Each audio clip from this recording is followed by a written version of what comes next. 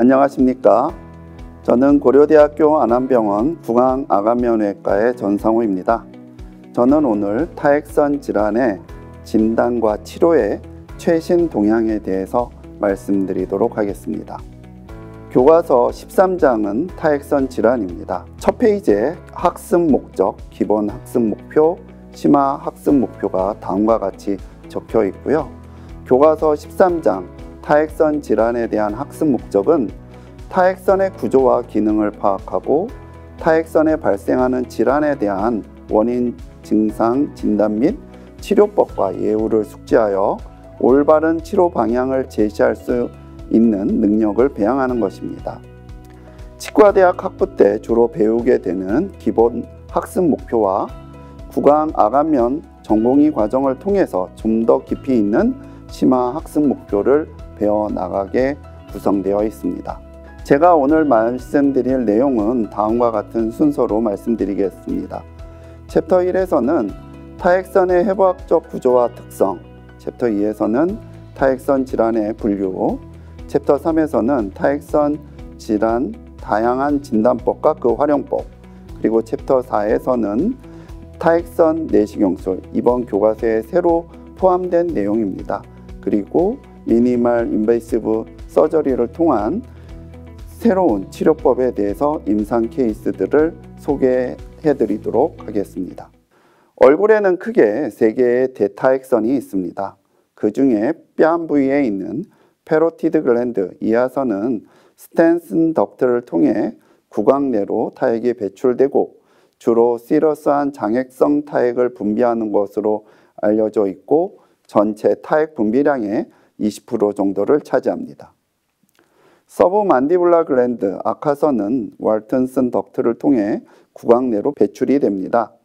시러스한 장액성 타액과 뮤커스한 점액성 타액이 혼합되어 배출되는 것으로 알려져 있고 전체 타액에서 65에서 70% 정도 많은 타액을 분비하는 침샘입니다.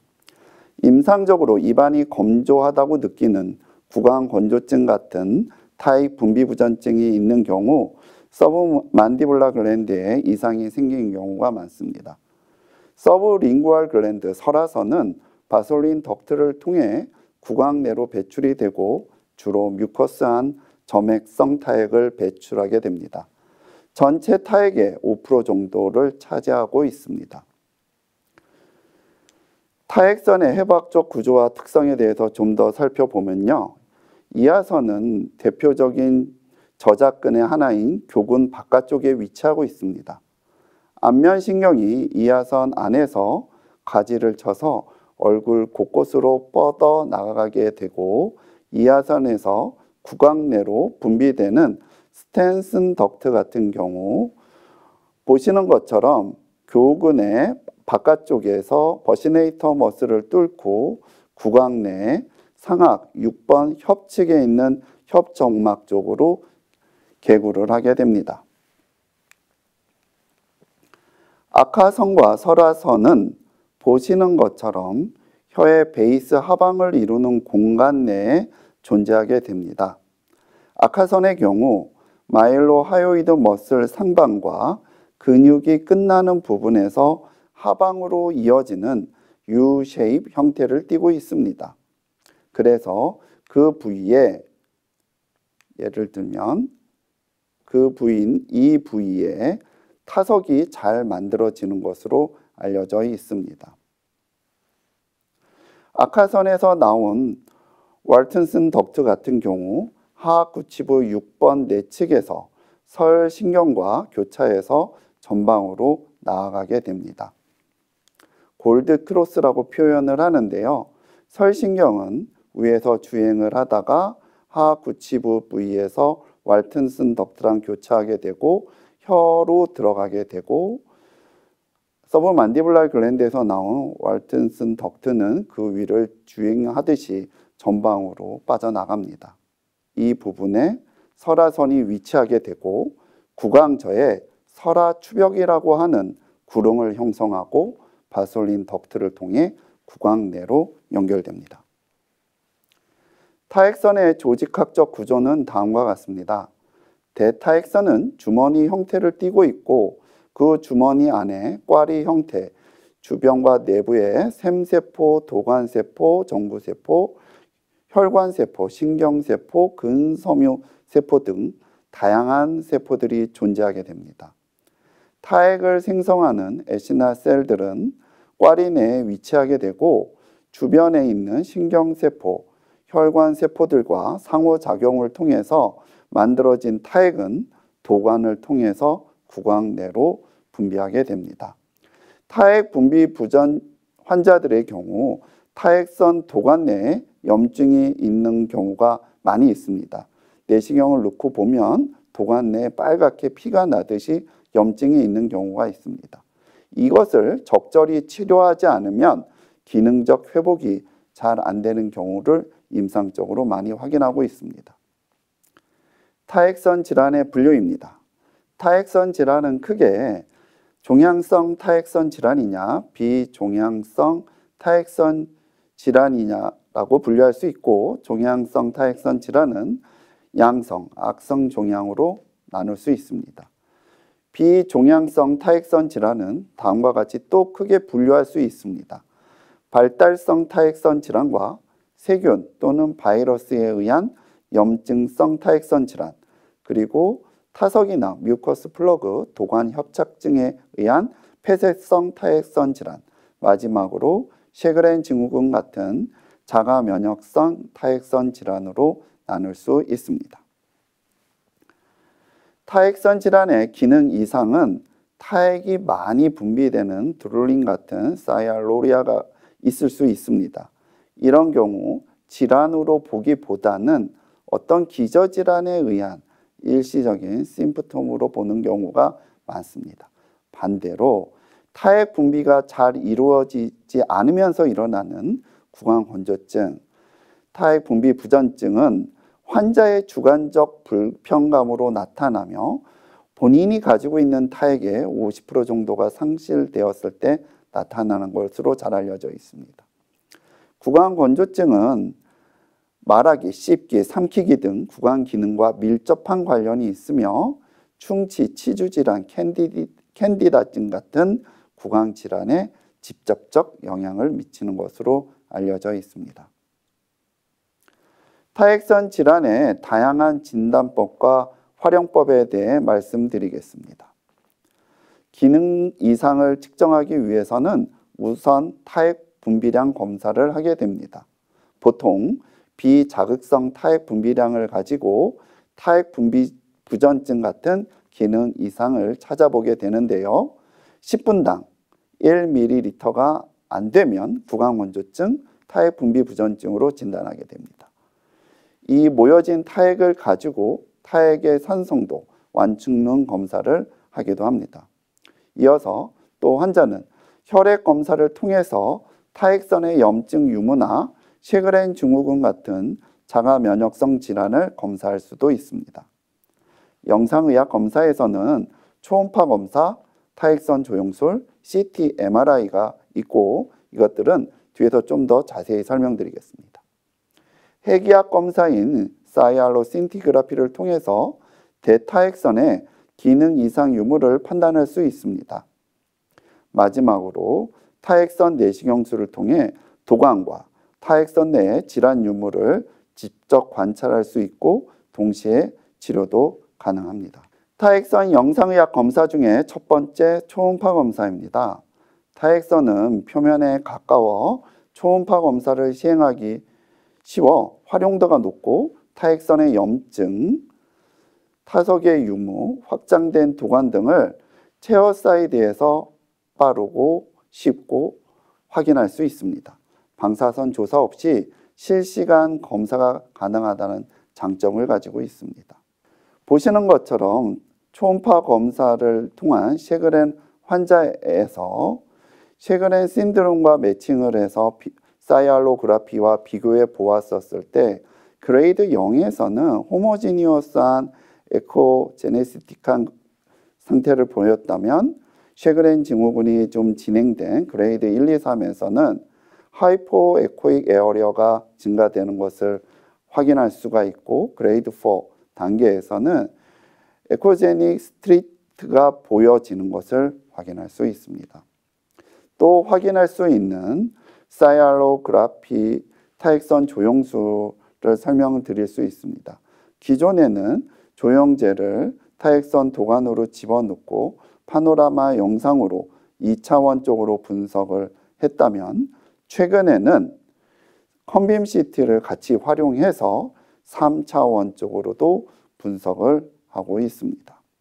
보시는 것처럼 조형제가 들어가서 어느 부위에 조형제를 통한 도관 협착증 부위가 어딘지 아니면 메가덕트 같이 타액선이 저류가 되고 있는 장소가 어디인지를 육안으로 직접적으로 3차원적으로 확인할 수가 있습니다.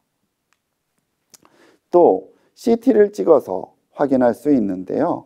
넥CT 같은 경우 보통 타석 같은 돌 같은 거를 쉽게 발견할 수 있고 또 이하선, 악하선의 형태학적 이상을 검사를 통해서 위축되어 있는지 비대되어 있는지도 조형제를 넣어서 사용한다면 좀 더 정확하게 확인할 수 있는 것으로 알려져 있고요.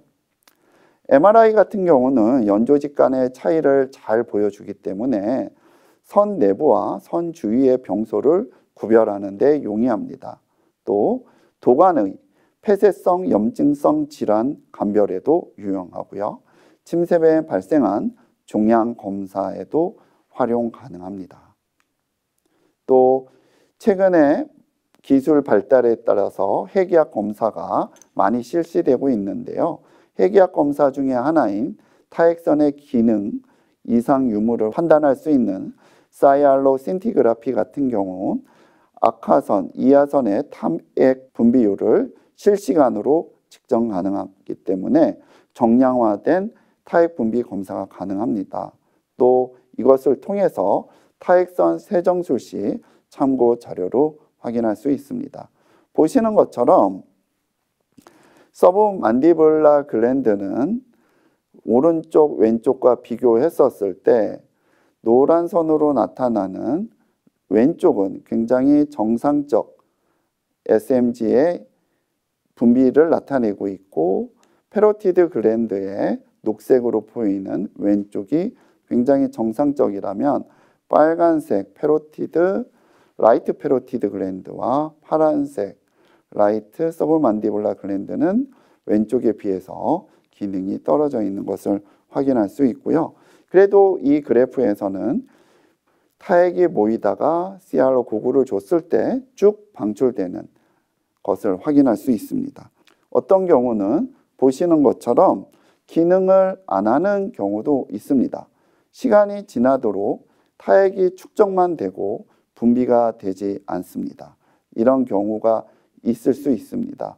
그래서 이 환자를 사이알로 신티그라피를 통해서 양측 그리고 위아래 모든 대타액선에 타액선 기능이 이상이 있다라고 진단을 했었고요. 적극적인 치료 후에 3년 정도 지나서 SMG의 기능을 되돌리지는 못했지만 페로티드의 글랜드는 어느 정도 회복을 시킨 것을 확인할 수 있었습니다. 이번 교과서에 새로 실린 타액선 내시경술에 대해서 좀 더 자세히 설명드리는 시간을 갖도록 하겠습니다. 내시경술의 역사는 1950년대로 올라가게 됩니다. 칼 스토치가 내시경을 발명을 해서 처음 소개를 했고요. 많이 사용되어지다가 결국에는 타액선 관, 도관, 그 1mm가 안 되는 1mm에서 2mm 정도 되는 도관에 집어넣을 수 있는 기술이 축적되면서 타액선 내시경술이 1990년대에 들어오면서 급격히 발달하게 되었습니다. 2000년대 초반에 프랜시스 마샬이 NEJM의 타액선 내시경을 발표하면서 전 세계적인 붐이 20년 전에 일어나기 시작을 했고 그 붐을 타고 유럽의 스위스 제네바에 타액선 내시경 트레이닝 센터가 만들어졌고 저도 거기에서 10년 전쯤 배워와서 저희 나라에서 첫 번째 타액선 내시경술 워크숍을 열기도 했습니다. 타액선 내시경술을 하기 위한 기본 장비는 다음과 같습니다. 라이트 소스와 엔도스코피 카메라 시스템이 필요하고 또 그것을 보여줄 수 있는 모니터가 필요하고 사이얼로 엔도스코피에 적합한 수술 기구가 필요합니다. 타액선 내시경 세트는 좀 더 자세히 설명드리면 이렇게 저는 주로 올인원 타임의 미니어처 엔도스코프 세트를 기본적으로 쓰고요. 도관을 넓힐 때 쓰는 다양한 여러 종류의 프로브를 사용하게 됩니다. 그리고 그 기구 조작을 위해서 타석을 빼낸다거나 협착이 있었을 때 넓혀주는 벌룬이나 바스켓을 또 사용하게 됩니다. 사이얼로 엔도스코피, 미니멀 인베시브 서지컬 테크닉인 사이얼로 엔도스코피의 적응증은 이유 없이 타액선이 자주 붓는 환자 또는 타액선 염이 있는 환자, 타석이 있을 때도 미니멀 인베시브하게 내시경을 통해서 돌을 꺼낼 수도 있고요. 또 도관내가 협착증에 의해서 막혀 있는 경우도 내시경술과 벌루딩을 통해서 그 부위를 넓힐 수도 있습니다. 또 구강건조증 같은 타액 분비 부전증이 있을 때도 내시경술을 하고 나면 타액 분비량이 느는 것을 확인할 수 있습니다. 저희 병원에서 하고 있는 타액선 내시경술을 좀 잠깐 설명을 드리면요. 우선 현미경을 통해서 아주 작은 도관의 오리파이스 부위를 찾고요. 그 다음에 가장 작은 4제로 프로브를 통해서 도관을 프로빙을 합니다.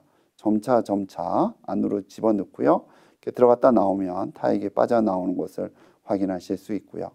그 다음엔 그 좁아진 도관을 순차적으로 넓히는 과정을 거치게 됩니다. 다이알라이터도 1번, 2번 순차적으로 넓히게 되고요. 1번 다이알레이터 적용 후에 2번 다이알레이터를 넓히고 있습니다. 그리고 나면 그 넓어진 그 도관을 통해서 좀 더 넓은 프로브인 공공 프로브를 집어넣게 되고 단계적으로 넓은 프로브를 넣어서 내시경이 들어갈 수 있을 때까지 프로브잉을 단계적으로 하게 됩니다. 그리고 나서 넓어진 도관에 내시경을 넣고 관찰을 했었을 때 이 환자 같은 경우는 안에 뮤코스 플러그로 꽉 막혀 있었습니다. 그래서 지금은 이제 바스켓으로 그 부위의 뮤코스 플러그를 끄집어내는 것을 보여주고 있는데요. 이러한 사이얼로 엔도스코픽 어시스트 살리발리 덕트 서저리를 하게 됩니다. 케이스를 보여드리겠습니다. 52세 여환이 저희 병원에 찾아오셨었는데요. 양쪽으로 침샘이 붓고 불편하고 뻐근하고 심하진 않는데 기분 나쁜 통증이 있는데 이것을 가지고 이분은 이제 지방 대전 쪽, 충남 쪽이 대기였던 것 같습니다. 그래서 그 부분에 대형 병원을 많이 돌아다니셨고 이제 원광대 치과대학에서 타액관이 좁아져 있다는 얘기를 듣고 약을 드셨었는데 호전되지 않아 저를 찾아왔던 경우입니다. 그래서 사이알로그라피를 3차원적 컴빔 CT를 이용해서 찍어서 봤더니 오른쪽 스텐센 덕트에 소세지 라이크한 어피어런스가 있어서 협착증이 있는 것을 확인을 했고 사이알로 신티그라피를 통해서 왼쪽 부위 그리고 오른쪽 양측 다 이하선에 분비장애가 있는 것을 실시간 모니터링을 통해서 확인할 수 있었고요. 그래서 내시경을 넣고 보았더니 그 내시경 안이 굉장히 좁아져 있었고 보시는 것처럼 뮤커스 플러그도 좀 있고 브리딩도 되고 한 덕타이티스가 있었고 그랬습니다. 그래서 이런 파이브로틱한 체인지가 있는 도관 부위를 열심히 기구 조작을 통해서 넓혀주려고 노력을 했고요. 근데 이 과정이 사실은 쉽지는 않습니다. 그 테크닉을 배우는데 굉장히 시간이 오래 걸리고요. 이렇게 꽉 중간에 뮤코스 플러그가 이렇게 내시경 앞을 막을 정도로 이렇게 막혀 있었습니다. 그래서 이 부위를 바스켓이나 포셉 또는 프로빙을 통해서 순차적으로 이리게이션을 통해서 끄집어내는 과정을 거치고요. 왼쪽도 역시 마찬가지로 역시 안 좋았습니다. 그래서 이 부위의 뮤커스 플러그를 바스켓을 통해서 이제 끄집어내려고 열심히 조작하는 영상입니다. 그래도 옛날에는 이런 미니멀 인베시브한 그 수술법이 소개가 되지 않았었을 때는 이렇게 재발성으로 나타나는 타액선염, 붓고 아픈 이런 것들을 치료하기 위해서는 결국은 글랜드를 제거하는 수술을 할 수밖에 없었거든요. 근데 침샘을 제거하고 나면은 필연적으로 따라오는 구강건조증, 그리고 그런 구강건조증이 여러 가지 복합적인 질환을 일으키기 때문에 요새는 가능한 타액선을 보존하려는 쪽으로 접근을 하고 있습니다.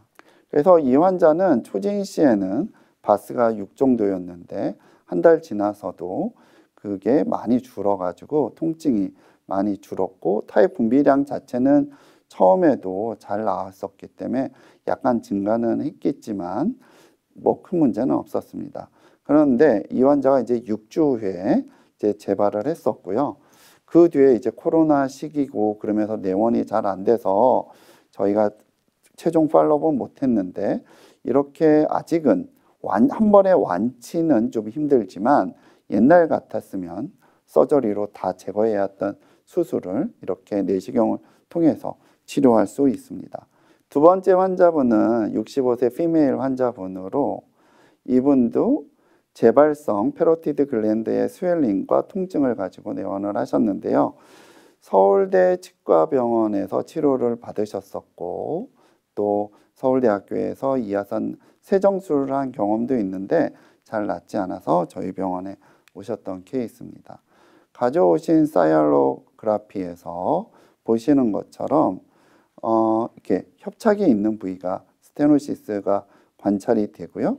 그 뒤에 메가덕트가 이렇게 크게 형성이 되어 있고 뒤에도 소세지 라이크한 스테노시스 양상이 관찰이 됩니다. 이 환자분 오셨을 때 울트라 소노 검사를 이제 시행을 했고요. 소노 검사에서 보시는 것처럼 메가덕트가 이렇게 도관이 딜라테이션 되어 있는 것을 확인할 수 있고요. 또 사이알로 신티그라피를 해보니까 확실히 왼쪽 이하선에 타액 분비 부전증 기능 이상이 있는 것이 관찰되었습니다.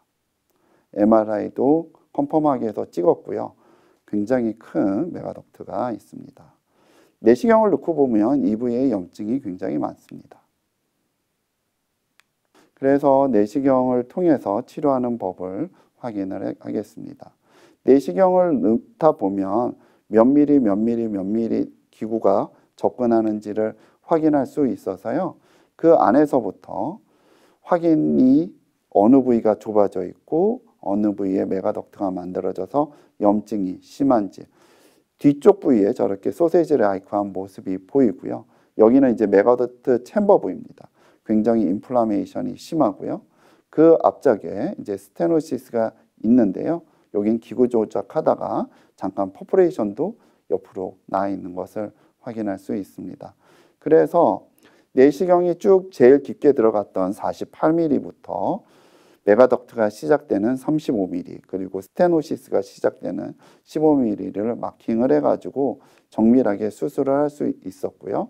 15mm부터 35mm 부위에 메가덕트에 인플라메이션이 이렇게 많이 생겨져 있고요. 염증을 제거를 하는 미코스 플러그를 제거하고 스테로이드 제제로 드레싱을 해주게 됩니다. 또 그 15mm 되는 부위에 제가 협착이 되게 심했다고 말씀드렸잖아요. 기구를 처음에 내시경을 넣었을 때는 이렇게 꽉 막혀 있었습니다. 기구 조작을 약간 했음에도 불구하고 이렇게 꽉 막혀 있었고 기구 조작을 통해서 완전하게 넓히지는 못했지만 어느 정도 넓혔을 때의 모습이고 이 부위는 사실은 기구 조작을 하면서 펑처가 좀 이루어졌던 경우를 이제 이미지상에서 보여주고 있습니다. 그래서 이 환자는 처음에는 굉장히 불편감이 있었는데 2주 정도까지는 굉장히 편하게 지내셨다고 했었고요. 4개월 팔로업 했었을 때 증상이 약간 다시 시작된다고 해서 다시 이제 세컨드 사이로 엔도스코피를 준비하고 있는 케이스입니다. 아직까지는 한 번에 다 치료할 수 있기에는 CIR 스텐트라든가 더 개발돼야 되고 더 발전돼야 될 의료기기라든가 치료법들이 아직 많이 있는 분야가 이 분야입니다. 네, 제가 강의를 준비한 부분은 여기까지고요. 끝까지 시청해 주셔서 감사합니다.